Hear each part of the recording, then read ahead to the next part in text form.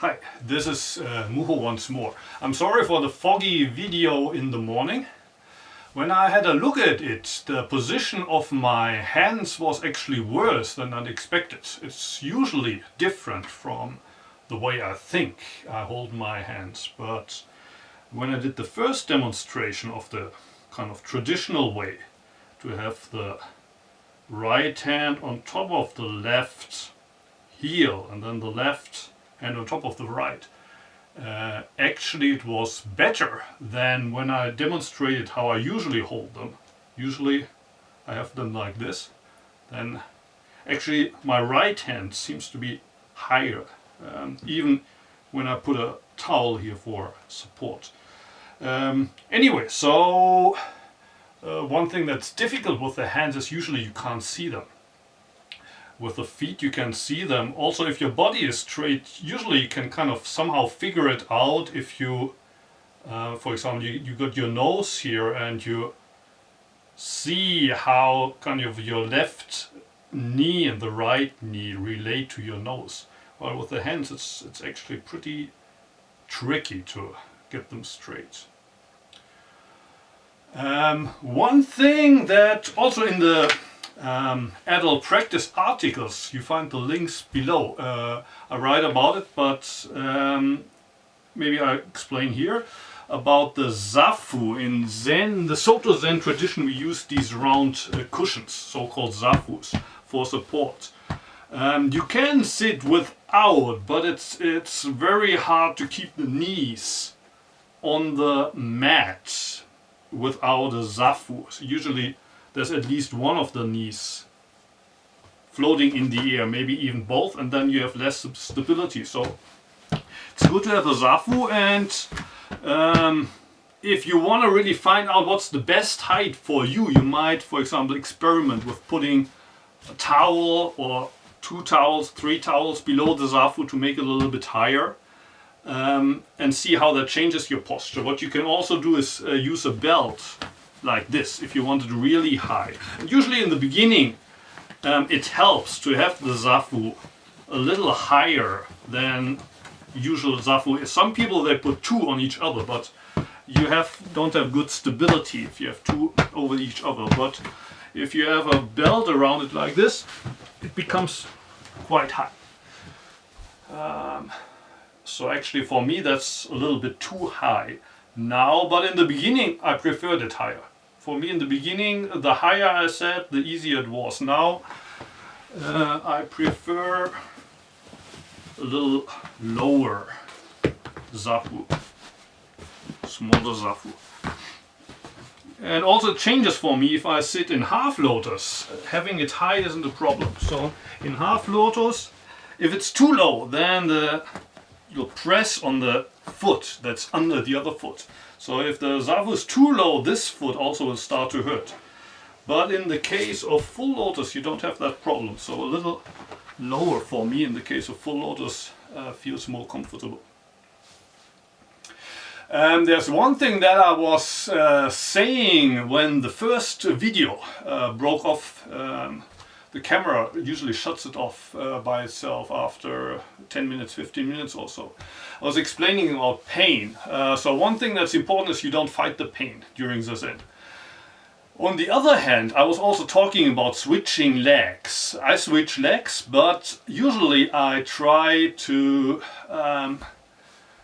motivate people to not switch legs during the actual sitting period. So in Antaji we sit in the morning from 4 to 5 for 1 hour, and then there's Kinhin, and then we sit another 15 minutes until 6. So if you want to switch legs, what I meant is that you sit with a different leg up during the next period. So if you sit in a group, usually out of consideration for the people that sit with you, I would encourage people to make an effort not to switch legs during the period. On the other hand, it's important not to fight against the pain, not to cause you harm. So how is that possible, to not fight the pain but still sit unmovable? Now that's a tricky one, especially if you sit by yourself. So that's, again, it's important to sit with a group, have a teacher in person that you can meet and that shares zazen with you, shares that time with you, shares that space with you. Of course, it's also good to sit at your home, but I think from time to time it's good to check with a real existing group for these reasons. But when people live here in Antaiji, they come to Antaiji practice here, what I say to them, especially before the 5-day sessions, during such a session we sit, well, basically for 5 days, from 4 in the morning, 5 periods until 9. Then there's breakfast at 9, and then from 10 to 3, again 5 periods. There's a second meal at 3, and then from 4 to 9, again 5 periods, 15 periods a day until 9 o'clock, and then the next day, same schedule.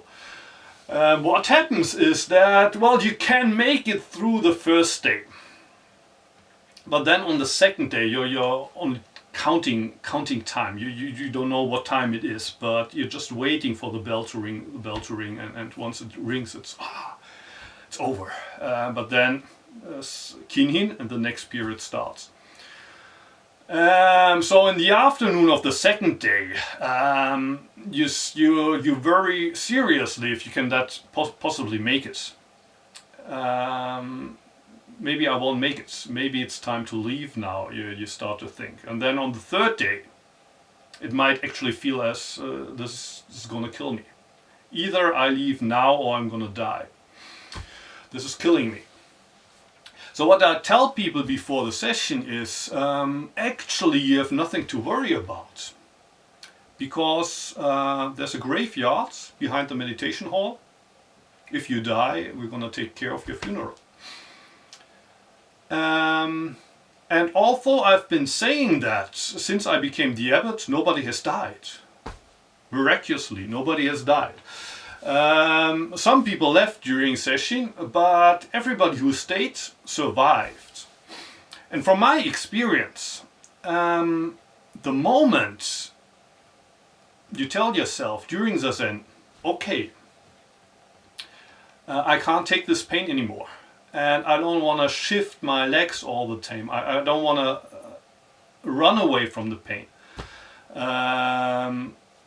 But I can't fight it anymore. I can't take it anymore. So I'm just going to die now, here, on the cushion. And from my experience, in that moment, everything gets easy. Everything gets easy because you don't have a reason to fight anymore. Also, you have no reason to shift your legs anymore. The pain doesn't disappear, but the pain stops to hurt in a kind of, sounds paradoxical, but the pain is still there, but it doesn't hurt anymore. All this kind of psychological multiplication that you usually do. For example, we don't have it now anymore, but in the past in Antaiji we had this clock at the wall that used to make a very small sound at 9 minutes before the hour. And zazen always ends on the hour. And usually kind of this psychological pain is like a sand clock. Do you say so in English? Kind of,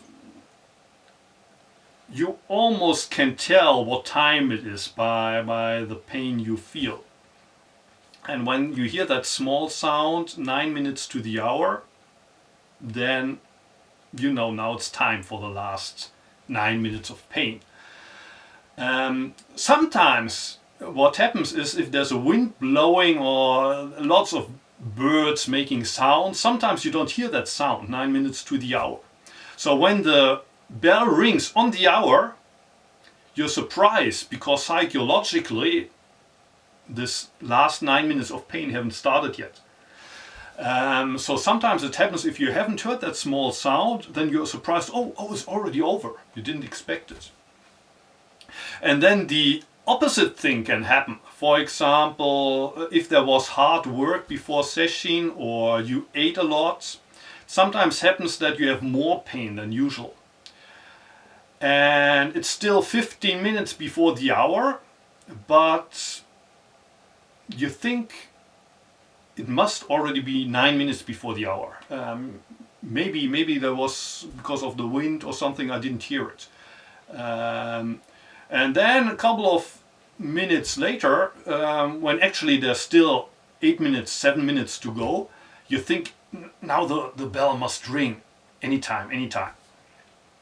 Or actually that can happen 10 minutes. 10 minutes before the hour, somehow psychologically you feel it's already ready for the bell. And then you hear that sound 9 minutes before the hour. And you go, ah! I'm dying, it's killing me. Although nothing really changes in that moment, the only thing you hear is that sound, but psychologically you experience all these 9 minutes of pain that you thought you had already behind you. So in the moment that you sit and you're just ready to die, in that moment, all of that psychological part of the pain, which can be 99% of the pain, disappears, and what stays is only the actual pain. But it doesn't hurt anymore because you're ready to die. And then at the end of the period and at the end of the session, you realize, wow, it's a wonder, it's a miracle that I'm not dead. But again, as I said in the morning, in the first video, don't hurt yourself. If possible, find a teacher, find a group with whom you can share this practice. About the details, you find the links, if you watch this video, on the Antasia homepage to my past articles on the zazen posture, on crossing the legs, folding the hands. Yes, so much. And this video, I hope you could see me better without the fog. So once more, I said that in the morning, if you can, cross the legs, bring them up here. The hands should be sitting not here in where the hips are, but they are on the feet, if the feet are resting on the thighs. If you sit Burmese, of course, you don't have the hands down here, but in this case you would have them here. If you need support here, you can put a towel here. Will give you